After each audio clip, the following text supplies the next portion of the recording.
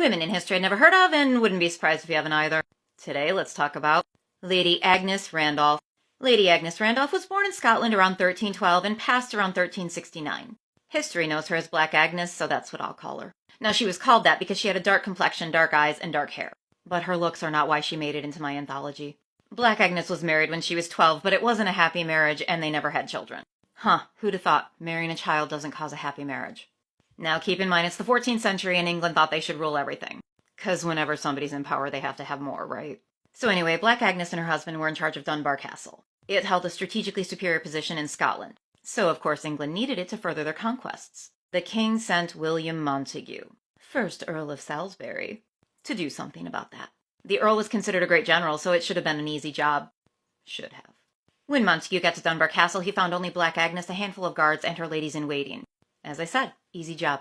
Agnes's husband was away fighting the good fight, and he had left her in charge of the castle. Smartest decision ever.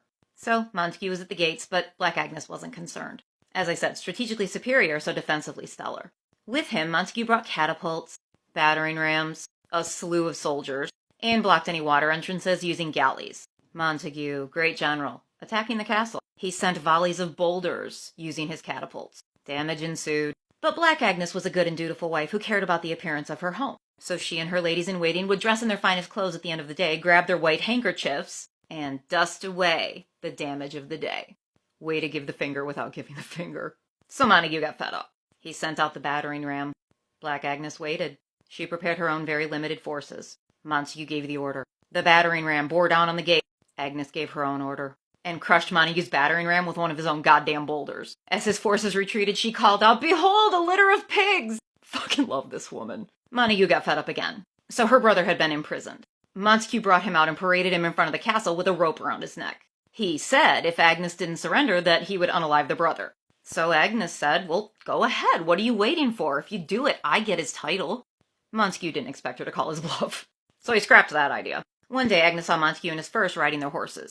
They were within arrow range. She ordered one of her archers to take them both out. Well, he missed Montague, but he caught the first right in the heart. And as Montague ran away, he called out, "Black Agnes's love shafts go straight to the heart." Well, yeah, no shit. Montague thought he could have starved them out, too.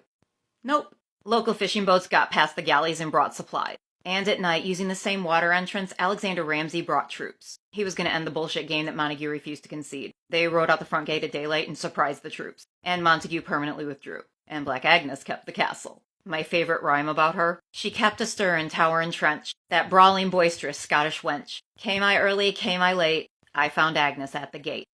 Yup. And that'd be why they ran the fuck away.